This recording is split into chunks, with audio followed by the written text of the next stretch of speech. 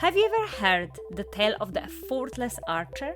When the archer shoots for no particular prize, he has all his skills.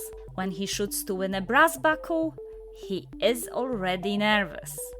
When he shoots for a gold prize, he goes blind, sees two targets, and is out of his mind. His skill has not changed, but the prize divides him. He cares. He thinks more of winning than of shooting, and the need to win drains him of his power. You might be surprised to know that the teachings from this tale are supported by psychological research. Having goals and making progress gives us a sense of meaning and purpose, resulting in long-term happiness. But being under pressure, placing our self-worth on our achievements, and being concerned with constant winning can result in burnout. In this episode, Achievement and Happiness, I'm delighted to talk to Cath Bishop about redefining achievement and success. Cath is a leadership coach and author of The Long Win. She has an impressive background as a triple Olympian, Olympic rowing silver medalist, and a former diplomat for the Foreign Office. And I'm Klaudia Mitura, work psychologist and learning and development specialist, and you are listening to the brand new Series 3 of Unhappiness, which is a quest to explore the bold question, what makes us happy? Cath, welcome to Unhappiness. I am so excited that you are joining us for Achievement and Happiness. Delighted to be here. Thanks for inviting me, Klaudia. Drawing on your very impressive careers as an Olympic rower and a conflict diplomat, what have you learned about achievement and success? I have been fascinated by this concept of success throughout my life, but particularly with some different perspectives that came from each of those careers. Firstly, over 10 years of being an Olympic athlete and Olympic rower, I really had to work out what's the meaning of this journey? Why are we all chasing medals? Is there anything more than medals that we could gain from this? What's it really about? And of course, it's a world where it seems that it's all about who comes first. But actually, I realised over the course of 3 Olympics that I needed to broaden how I saw success to actually enable myself to get closer to a medal, but also to think about what that medal might mean beyond just being a piece of metal. So I really came up close. The first period of my Olympic career was not successful. I was chasing winning. I thought it was all about who's the toughest, strongest, meanest person, who wanted to win. Most people talked about this will to win, but actually, that doesn't make you go faster. It certainly doesn't make you feel very happy. And it doesn't really get you that growth, that sense of momentum, of exploring, of living, really. So that really got me up close and personal with this question of what does success mean? In a very different world, diplomacy still brought me this question of what does success mean? Because here, actually, there was no clarity. There was no day on which everything's achieved. There's no day on which world peace will be achieved. So how do we, in really messy environments, find a way of understanding that we are moving in the right direction, that we have got some progress towards things that have a lasting value? And even within, a lot of my work was negotiating, very much the bread and butter of diplomatic life. And there, the critical thing was going into a negotiation, not how clever you are, not whether you've got the best ideas, not whether you've read all your history and culture and technical background documents, but actually whether you have a sense of how you can move people to a win-win situation and move away from seeing success in a zero-sum game situation where I only win if you fail, and if you get what you want, that's bad for me. And of course, in conflict situations, that's how we start. But a lot of our work was purely over time to move people towards seeing success as something that has a much broader outcome where everyone can gain, but we're part of something much bigger than if we're just competing to be part of what's left at the end of the fighting, which is really just a pile of rubble. Wow, fascinating. So this idea for chasing for a medal and one winner to moving towards if we collaborate together, then we all win and we all gain, and this idea of growth. In your first book, The Long Win, you do speak quite a lot about the negative consequences of that win at all cost approach. So what do you mean by that approach, and what are those negative consequences? I think sport has shown us the win at all costs. That's probably where we see it most obviously, this sense that on the road to trying to win a medal, a gold medal, trying to be the best in the world, any cost is okay, because that leads us down a route that might lead to doping. It might lead to all sorts of abuse. It might lead to poor mental health outcomes. If we think that anything is okay in the pursuit, then our ethical boundaries fly out of the room. We also start to narrow success actually down to something that's very short-lived and very short-term. So winning a medal, I mean, you cross the line, that lasts a second. You stand on the podium, that probably lasts a minute, maybe 2 minutes. But then what? If we narrow this sense that it's all about just that outcome, that result, we lose the value of the journey that leads to the result, and we lose the value of what that result represents thereafter. And those are the things that last for a much longer period of time. And if we're not looking at investing in that experience on the way to pursuing a gold medal, and the relevance, the meaning, the connections that it has for you when you step off the podium, we find ourselves in a very empty place. I think we all see the stories now of people who've won, who've got that brilliant moment on top of the podium, and yet they say they feel empty, depressed, not like celebrating. It's an anticlimax. Maybe a bit of relief, but very little joy. And something has gone wrong when you have been thinking that this moment is going to mean your life's okay forever. Because what they realise is they stand on the podium and think, I've got the same character flaws I had 2 hours ago. Is the rest of my life now sorted? No, of course it's not. So it takes us out of perspective as well, this obsession with winning. It actually holds us back, and it doesn't help us get to the podium either, because it stops us identifying the things that keep the improvement, the growth and the joy in what we do, which are all key performance enhancers that are legal. Yes, and I've never been in a competitive sport myself, but I can really relate to this in terms of this idea that if I achieve that, then I will be happy. But then, as you said, you kind of really rush through that journey. You achieve something that you think definitely will give you that happiness, and actually you're happy for split seconds, and then, oh, what now? I'm still myself, as you said, with my flaws, with my issues, with my problems, and actually, okay, what's next? And then we move the goal and we think, okay, if I just do this, then I definitely will be happy. And it kind of repeats itself. And it's a little bit of a vicious circle that sometimes can really also result in a burnout. So I love the fact that in your book, you very much proposing redefining that success and achievement. You telling us, hey, everyone, there is a different recipe. We can concentrate on different components of achieving. What are these components? Exactly. So it's really important to say that I'm not against trying to do our best. I'm not against trying to achieve a medal, but that medal needs to have a framework around it, a framework of meaning, of purpose, of growth, and of human connection. So I propose this 3 C's framework of clarity, constant learning, and connection. So that as we pursue our excellence and push our boundaries and see what's possible, we do it because it's got some bigger meaning that goes beyond a medal. What is it that we're going to gain that's going to be with us? So we're clarifying what matters beyond the medal.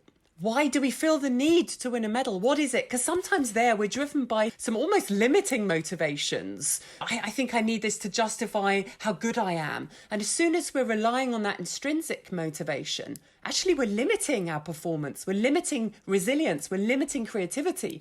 We actually want to be tapping much more into the sense, the intrinsic motivation of purpose. What does this medal signify? Is it going to help me to play a role in changing women's sport in society? Is it going to help me become a role model for a healthy life? Is it going to help me to support the next generation coming through? What's the communities that are going to benefit from being part of my performance? So, really defining what matters in terms of how we go about it and that sense of what does that medal mean thereafter. And when I came back after 2 very unsuccessful Olympics, a psychologist asked me a very, very helpful question.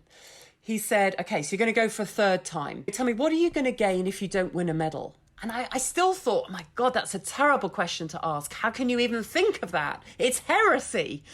But actually, it released me to think about, my goodness, there is so much I can gain here in terms of understanding how to work in a team, in terms of understanding myself better, my own limiting beliefs, my own barriers, my own capability of learning how to look after myself, to recover so that I can have another go and make it to another Olympics, of understanding that sort of more sustainable resilience, of developing my mindset, of developing relationships that have a meaning beyond a medal. So we have a purpose and growth. That idea of a really meaningful, positive purpose combined with learning. Yeah, so the constant learning piece, it sits, when you look across the literature of how to develop your resilience, actually how to kind of keep your performance going, how to lead. We're in a world where there are no answers that are easy anymore. So we need to keep learning, adapting. My goodness, we've had to adapt sort of through the pandemic all the time. That in itself is success, this sense of us just constantly growing. Sports psychology teaches us that really it's the athletes that improve most that have the best opportunity to win. So let's not obsess about winning in the future, because that's out of our control. It's going to depend on all sorts of factors we can't control. But to give us the best chance, let's just focus in on improving. Success is improving from one day to the next. And if we win a race, well, do you know what? We need to learn things so that we can make our next race even better. And if we lose a race, do you know what? It's the same. We want to learn how to go fast next time, regardless of the result. So we start to distance ourselves from the results and focus in on each time, what am I learning? So we create a constant path of improvement. I mean, it's not in a straight line. It has ups and downs, but we're always looking to learn and take something. And we don't go on this massive roller coaster that the results can give us, that's often out of our control, where everything's great if we win and everything's terrible if we lose. That's exhausting, it's draining, it's not good for sustainable performance over time. So learning gives us that opportunity that even when things don't go well, do you know what, we can still gain something and create that personal growth momentum that will take us on to the next time that we have an opportunity to compete or to train or to learn whatever the next kind of challenge or opportunity is. I absolutely love this idea of journey and learning, because even in the most kind of challenging situations we can always learn, but I guess in the pressure in that specific moment we might be forgetting that, okay, I'm learning because it's painful and we're trying to escape this naturally. And what about connections? Because positive relationships, having that support network, isn't that important when it comes to our achievements? Exactly. So the third C of the long win is connection. And in both the sports world, we would never dream of racing as a crew, competing as a team without understanding each other at a much deeper level. Not just that we all want to win or we all want to go fast, but actually exploring our motivations. Why is that important to us? What's our makeup? What are our strengths, our weaknesses, our drivers, our hopes, our fears? We would always connect, because if we're going to be able to work as a team under pressure, we need to have connected at that deeper level. In a different world, in the diplomacy, I loved the fact there that our whole business was around relationships. We would plan influencing, we would evaluate how we're developing relationships, because that's the only way we could get things done. But actually in all our jobs, it's the only way we can get things done. None of us can succeed on our own. So why don't we put that up front? Give it the importance that it should have, rather than allowing tasks and projects and all the things that get listed on our electronic calendar and on meeting agendas to be the dominant factors, because all of those need to be achieved and implemented and carried out through people. So it's prioritizing the connections first. And when we think about the day ahead, or when we're reviewing the day we've just had, don't just think about, did I do everything? What have I got to get through? But think about, who am I going to meet today? How can I influence them? How can I get to find out more about them? How can I understand something more about their perspective on the issue that we have in common? Those these are the things that we should be looking for as objectives, if you like, on a daily basis, not just trying to tick things off on a to-do list. Okay, so we have the purpose, we have the growth and constant learning, and we have the connection with people and building those relationships. So you've mentioned when you were going for the third time for the medal, you decided to do it differently. And do I assume correctly that you were trying to apply the long win? And if yes, what difference have that made to you? How did that improve your happiness? So it changed the experience completely. I had been very unhappy and I'd had poor results, and I had definitely felt that I had not achieved what I was capable of, my potential. And so for me, shifting some of those indicators of success meant that I was thinking, well, yeah, I'm a long way off being able to kind of get to a medal standard, but I'm gaining something every day. I'm gaining something that I'll take with me from this journey. You know, I'm moving forward, even though I don't know yet if I'm going to win a medal or not. You know, everything didn't hang on that one day. Each day had value. There were hugely frustrating days, of course, but actually those were days where, you know, I was testing myself. I was learning things. So this picture of success became one that wasn't about just the day of the medal. It stretched out beyond that to think about what does my journey towards trying to achieve a medal, what will it offer me thereafter when I go on to this diplomatic career or whatever else may come later in life. And it stretched it back to today. What makes today a successful day when it's not about outcomes, when I'm not going faster than the rest of the world? What can I do today? And so it gave me that sense, a purposeful day where I had learnt something, where I'm moving forward, where I'm gaining all of these things that are useful, yes, in this pursuit of excellence in sport, but also useful thereafter.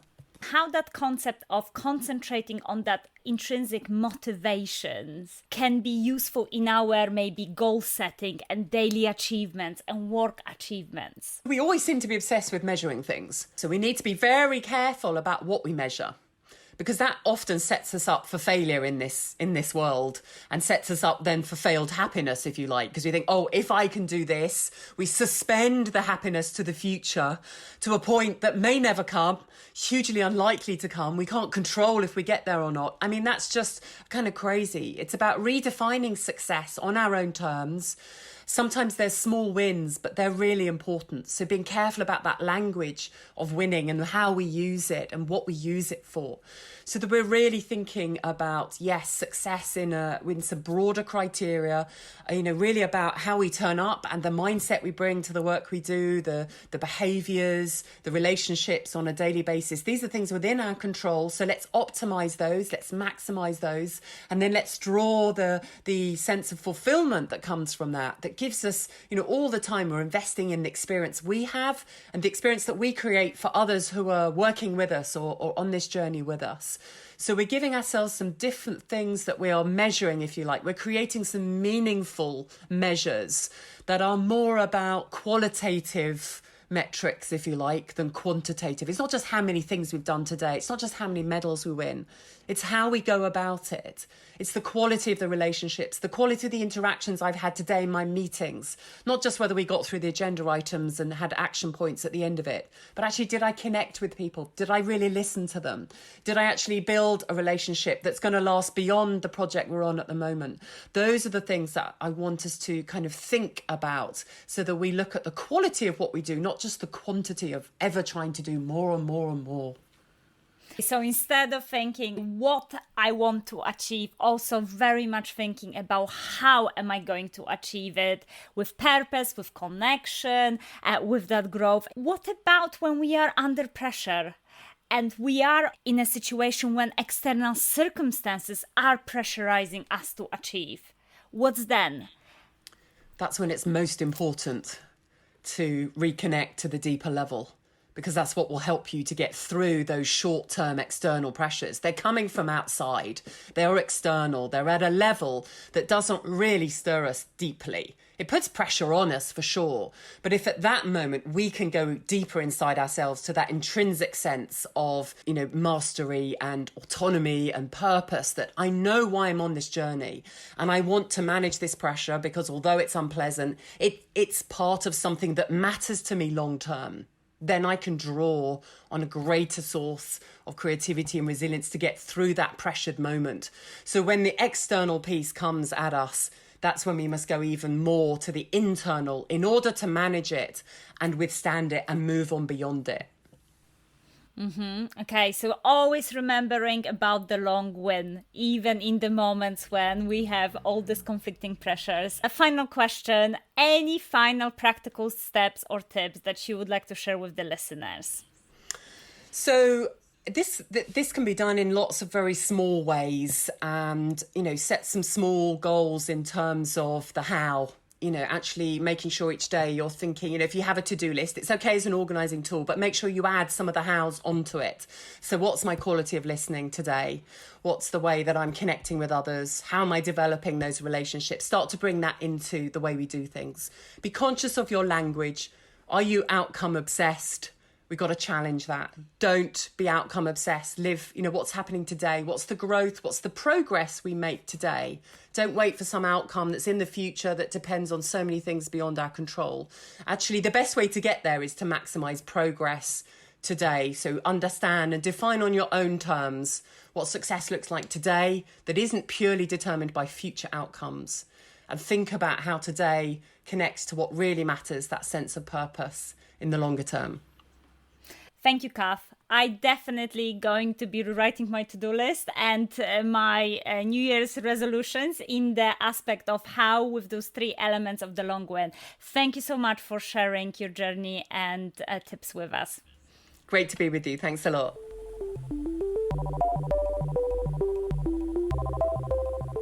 Wow, what a fantastic conversation with Cath Bishop. As a result of our discussion, I implemented 3 practical ideas when it comes to achievement. 1, I thought very hardly about my personal growth. That is, I was embarking on a quite tough challenge and I was already dreading it, getting anxious. And actually, I realized that it would be much better to spend my energy on listing 3 things that I would like to learn as a part of this experience. Despite the outcomes, whether I will fail or succeed, doesn't matter. What is it that I'm going to learn? And you know what? I felt immediately less anxious. Secondly, I concentrate on one difficult relationship in my life. So instead of trying to avoid it, I actually decided that this particular week I'm going to concentrate on enhancing it. So I ask myself lots of questions such as, how can I support that person? How can I build more in-depth relationship with them? How can I show my kindness towards them? And again, it's still work in progress, but I feel like we've moved an inch. And the final one, I set some positive intentions. Specifically, I was working with, I remain calm under pressure. And I was very surprised to actually find out that those positive statements have positive neurological effect on our brain. So by repeating our intentions, we actually stimulate specific brain regions to release brain chemicals, neurotransmitters, that make us feel happy and joyful and also help us to remain positive and optimistic. Thank you so much for listening. If you have enjoyed Achievement and Happiness, I'll be eternally grateful if you could share the show with others and review it. And in the next episode of And Happiness, we are talking about balance and happiness. What does it mean to be off balance and how to find more balance in daily life? I see you next time. And in the meantime, I dare you to be happy.